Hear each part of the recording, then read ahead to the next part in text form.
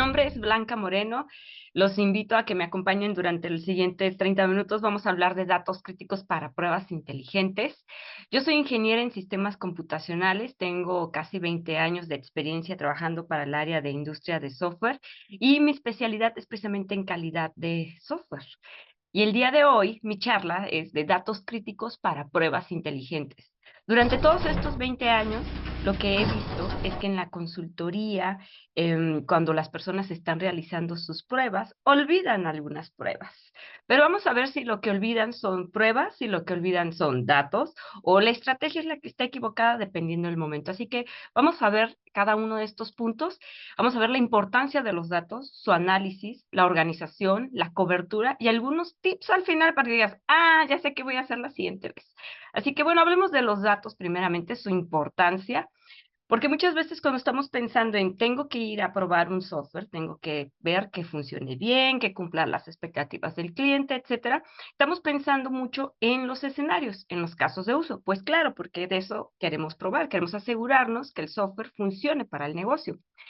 Sin embargo, bueno, los datos son bien importantes, tenemos que entender el producto junto con sus datos, porque precisamente estando en esta era que vamos hacia la inteligencia artificial, los datos son los que proporcionan la ventaja competitiva en un producto, ayuda a tomar decisiones, a resolver problemas, a prevenir, a medir, a identificar oportunidades, construir soluciones. Nosotros no nos vamos a volver científicos de datos, pero sí tenemos que estar poniendo atención a la hora de estar probando o tratar de implementar una estrategia que no olvidemos los datos y la razón por la que están. Así que una de mis frases que me gusta compartir con todas las personas con las que trabajo, porque a veces estamos como muy involucrados en el día a día del proceso, en el producto, en que tengo que demostrar que trabajo, etcétera, y se nos olvida que en sí, el software que sea, no importa, sirve para procesar información. Siempre va a tener datos de entrada, datos que se procesan y datos de salida. Si puntualmente alguien dice, yo no necesito un software, es porque no procesa datos, ¿no? Realmente, incluso aunque habláramos de videojuegos, bueno, yo quiero saber qué tan bueno soy, necesito puntos, quiero saber cuántas espadas he comprado, si tengo todavía poder, o si yo necesito hacer transacciones bancarias, necesito saber cuánto dinero tengo, cuánto he enviado, cuánto he recibido. Entonces, al final, todos los software, hablemos del que sea, es para procesar información. Entonces, ¿qué es lo que hacemos los testers en el día a día? ¿No? Y seguramente muchos de los que están viendo esta charla se pueden sentir identificados. ¿Qué pruebas se deben hacer? Como que siempre es nuestra primera pregunta a la hora de unirnos a un equipo. Se la podemos expresar a alguien o no, o queda para nosotros, pero después de que establecemos las pruebas, los casos de uso, los scripts, enseguida pensamos, bueno, ¿y qué datos voy a utilizar para hacer esas pruebas? Es la manera más simple y lógica en la que siempre están empujando a que los testers hagan su trabajo dentro de los equipos. Pero vamos a ver otra forma de abordar esta situación. Bien, cuando hablamos de funcionalidades, por ejemplo, vamos a trabajar con este ejemplo, inicio de sesión. En esta ventana de inicio de sesión tenemos un usuario, un password, queremos que recuerde la sesión, o si en caso de que olvidó el password, pueda volver a recuperarlo. Entonces hablamos de tres flujos. Basados en la teoría anterior, donde primero pensamos en el caso de uso y después en los datos, pensaríamos, bueno, ¿qué pruebas tenemos que hacer para poder comprobar que esta funcionalidad de inicio de sesión está trabajando correctamente? Bueno, al menos los tres flujos que estamos viendo, ¿no? Utilizaríamos un dato sencillo como Blanca y su password para iniciar sesión. Blanca queriendo recuperar su contraseña y Blanca dando checkbox en Remember Me para que yo pueda continuar teniendo mi sesión abierta. Y finalmente tengo mis tres pruebas. Muchos de los equipos consideran que estas tres pruebas pueden ser suficientes. Más adelante les voy a explicar en dónde puede ser más eficiente. Pero bueno, vamos a suponer que dicen, es suficiente, nomás tenemos 5 minutos para probar esta aplicación y por lo tanto solamente tenemos tiempo para hacer estas tres pruebas. Pero a lo mejor hay otros testers que tienen más iniciativa, un poquito de más tiempo, tienen 10 minutos más y dicen, bueno, yo no nada más lo probaría con el usuario válido de Blanca, probaría un usuario inválido, una contraseña inválida, un usuario no existente, no guardaría la sesión, etcétera, de tal manera que tengo pruebas positivas y pruebas negativas.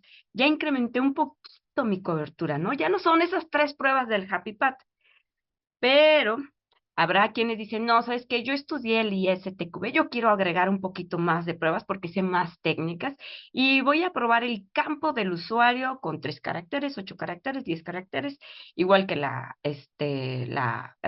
contraseña. Incluso si es usuario válido o inválido, voy a explorar precisamente los límites de caracteres que pueden ir en cada uno de estos campos. Y bueno, al final se me ocurrieron más pruebas y logré 16 pruebas. Ya no es tanto como el Happy Path. Sin embargo, ¿qué sucede a pesar de todos nuestros mejores esfuerzos de tratar de identificar un montón de pruebas? Resulta que de todas maneras, a la hora de observar el log de defectos, la lista de defectos que surgen en producción, casi siempre está asociado a que es que yo no utilicé ese dato para hacer las pruebas. No necesariamente es por la cantidad de escenarios distintos que puede haber dentro de una funcionalidad, un sistema, etcétera, sino con que los datos que estamos utilizando no los estábamos considerando para todo el grupo de usuarios que tenemos, al menos para esa aplicación. Entonces, realmente, ¿qué es lo que queremos con los datos, con la información que va a proveer este software a nuestro usuario final? Esto es algo como implícito, ¿no? No siempre está explícito en un contrato, en una exigencia de desarrollo de software, pero queremos que lo que nos proporcione este software, la información sea oportuna, íntegra, significante y precisa.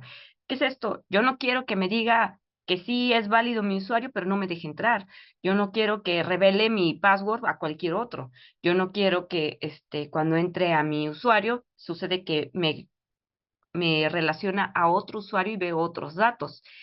Y la información que incluso veo acerca del usuario, pues es relevante, ¿no? Quiero ver su nombre completo, su correo, a lo mejor si es significativo el país o algunas otras características correspondientes a este dato, que es el usuario en este caso, para poder iniciar sesión.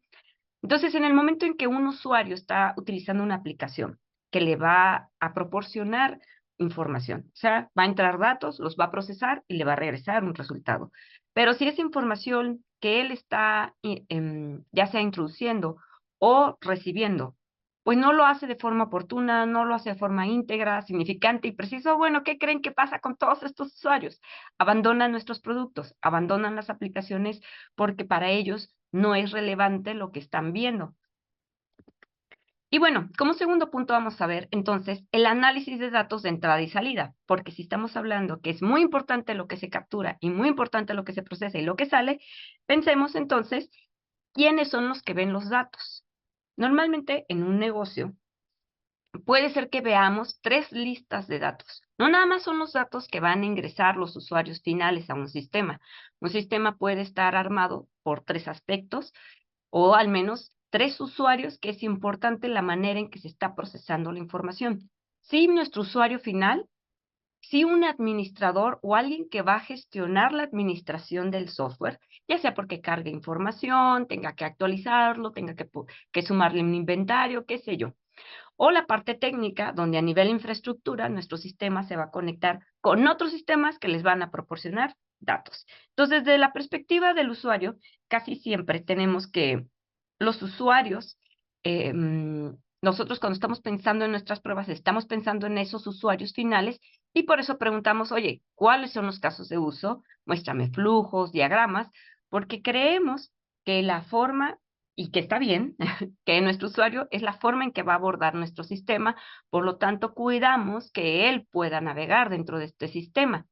Pero también, para que este sistema pueda funcionar, tenemos los datos que necesita nuestro administrador. Por lo tanto, también tendríamos que estar haciendo pruebas de los datos que va a gestionar el administrador. A lo mejor son usuarios, catálogos, cronología de datos. Digo, hay muchos datos. Probablemente no todos los datos al inicio los tenemos claros o sabemos que existen o que van a existir.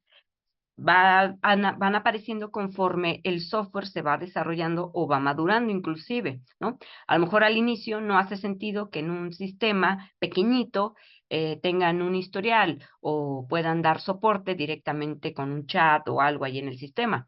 Eventualmente aparecen estas otras funcionalidades, pero ¿qué es lo que sucede? Que nosotros cuando estamos precisamente integrándonos a un equipo o está empezando el desarrollo de un producto, no más estamos pensando en los casos de uso, estamos preguntando, ¿y qué quiere el cliente? ¿Qué quiere él que le hagamos? ¿Cómo vamos a trabajar?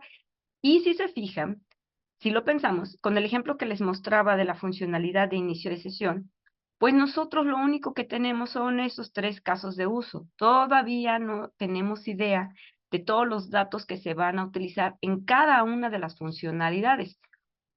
Entonces, nuestras pruebas, cuando estamos pensando en, sí, es muy importante que se cumplan los casos de uso, porque al final eso es lo que quiere el cliente. Pero todos los involucrados necesitan también tener certeza de la existencia de los datos, cómo se administran, cómo se gestionan, e incluso, bueno, dónde los vamos a tener, que viene toda esta parte técnica, ¿no? Donde los datos están en integraciones, en bases de datos, cómo los estamos almacenando, su seguridad, su performance, su accesibilidad.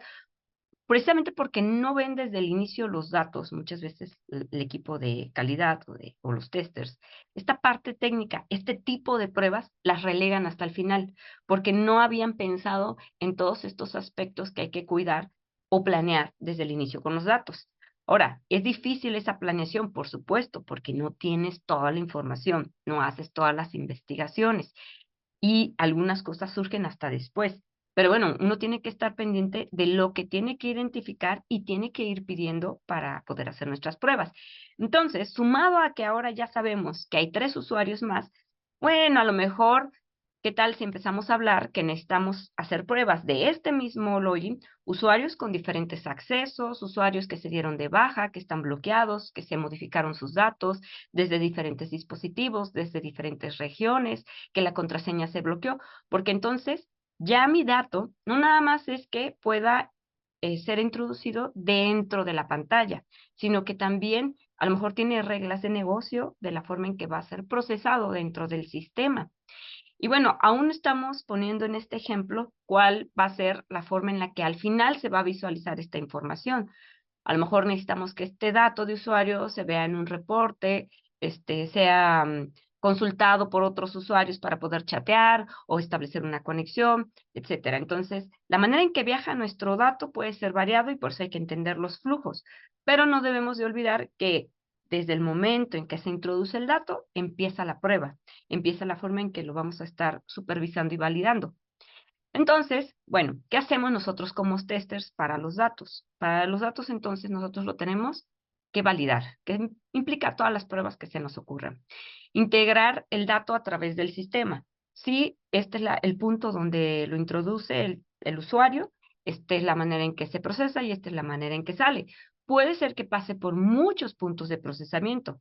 Puede ser que este dato no solamente sea introducido por el usuario final, a lo mejor el dato viene integrado a través de otro sistema. A lo mejor el procesamiento genera nuevos datos que van a ser enviados hacia otros sistemas, ¿no? Pensemos a lo mejor en un sistema de pago. Yo tengo en mi sistema la solicitud de un usuario que quiere comprar un artículo y eso se va a enviar hacia el sistema bancario y de regreso me va a decir si se puede, si se pudo pagar o no, si sus datos eran válidos o no, etcétera. Entonces, nuestros datos están fluyendo a través del sistema, convirtiéndose y teniendo significados para otros sistemas y parte de todo lo que es el negocio. Y entonces, aquí es donde viene esta parte de, bueno, ¿y cómo voy a entender yo los datos que tengo que buscar? ¿Cuáles son los que me convienen enfocarme en un momento u otro? Bueno, la organización de la base de datos obviamente es primordial. Siempre hay como, es importante tener un especialista o a un arquitecto que entienda cómo va a estar organizada esta base de datos. Podemos tener nuestro dato principal, en este ejemplo, el nombre del usuario, pero el nombre del usuario va a tener varios aspectos que le van a afectar. A lo mejor su origen. ¿Quién lo puede dar de alta? ¿Quién lo puede dar de baja? ¿Quién lo puede bloquear? Si este usuario viene heredado de otros sistemas. También la forma en que se va a procesar, cómo lo vamos a almacenar. Porque muchas veces en nuestro sistema, cuando nosotros tenemos defectos de datos, por ejemplo, nos dice el usuario, traté de iniciar sesión y no pude, me manda un mensaje de error. Esto no es que no hayamos a lo mejor hecho las pruebas de que sí funciona el inicio de sesión, sino que los atributos que se le están dando o las características que se le están dando a este dato dentro de la base de datos pudiera tener un error al respecto en la forma en que se está categorizando o simbólicamente significa para el sistema, ¿no? A veces en este procesamiento tenemos estatus, últimos accesos, categorías, fecha de modificación, etcétera. Y al final, este dato, bueno, ya significa algo. Después de que se procesó, significa algo. Por lo tanto, ¿quién puede acceder a esa información? Porque ya significa algo, ya es donde empieza la sensibilidad del dato, que dónde lo queremos guardar, por cuánto tiempo lo queremos guardar, qué reportes pueden imprimir esa información, quién puede consultarlo, actualizarlo o qué otros sistemas se pueden conectar con ese. Entonces, pasamos de tener un dato al inicio que entra, se procesa para convertirse en información, adquirir criticidad, nivel de privacidad, por lo tanto, un nivel de riesgo. Y por lo tanto, entender mejor nuestras pruebas. Oye, si empezábamos preguntando entonces, ¿qué datos va a haber en nuestro sistema? ¿Sabes que vamos a tener nombres de personas con sus datos personales, su correo, a lo mejor su dirección, sus datos de tarjeta? Entonces entendemos, bueno, ¿y quién va a traer ese dato? ¿Cómo lo vamos a procesar? ¿Cómo lo vamos a almacenar? ¿Y cómo va a salir?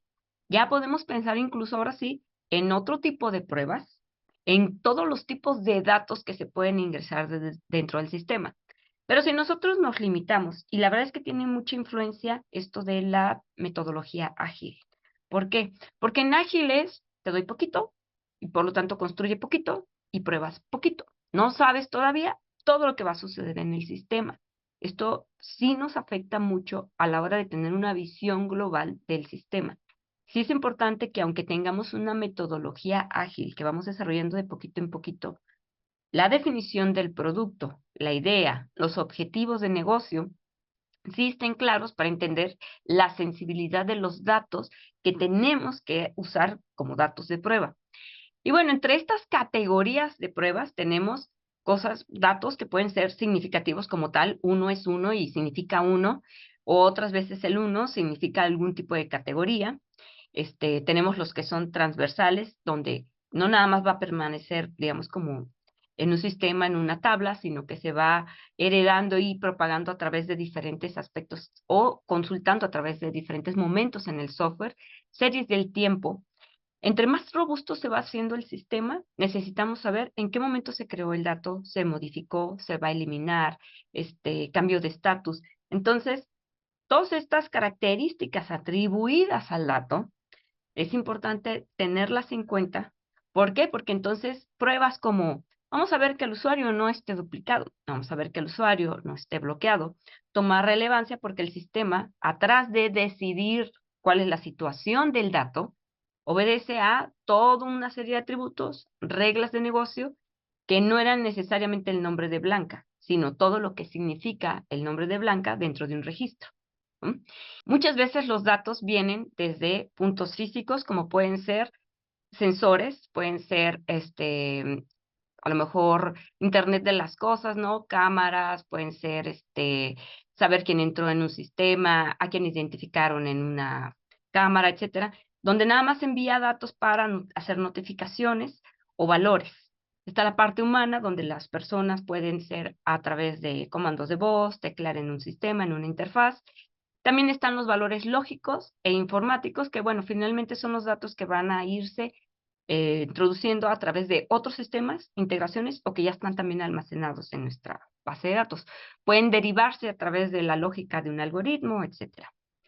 Y pues bueno, en la cobertura de pruebas por datos o por flujos es donde empezamos a ver la estrategia dependiendo del momento en el que estamos. Sabiendo todo lo anterior, de dónde pueden venir nuestros datos, el dato en sí tiene un ciclo de vida.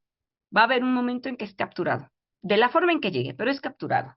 Lo vamos a almacenar, lo vamos a procesar, vamos a hacer uso de ese dato, en algún lugar se va a publicar y va a quedar guardado. Entonces, dentro de los criterios que nosotros tenemos que pensar, ¿qué va a pasar con el dato? Tiene que ver con cada uno de estos momentos. Oye, el usuario introdujo su contraseña. ¿Cómo la vamos a almacenar? ¿Debe estar encriptada? ¿No? ¿Cómo la vamos a procesar si la quiere consultar, si la quiere actualizar? ¿Quién puede ver su contraseña? ¿Podemos publicarla o no?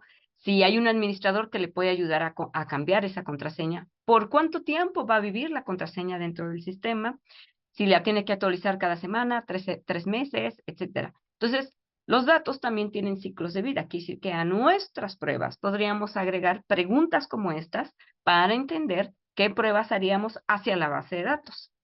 Entonces, tenemos estrategias de pruebas pensando desde la distribución de usuarios.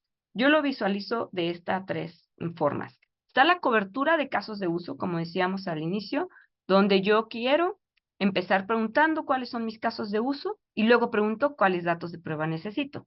Está la cobertura de datos, donde entiendo todos los datos que van a estar navegando o que van a estar siendo utilizados en el sistema y por lo tanto genero una distribución de datos. Esta distribución de datos es la manera en que yo quiera categorizarlos, porque puede ser que a lo mejor yo tengo un sistema que funciona para diferentes usuarios que tienen diferente edad, pero las reglas de negocio, pero los flujos, pero las cosas que necesito están en función de la edad.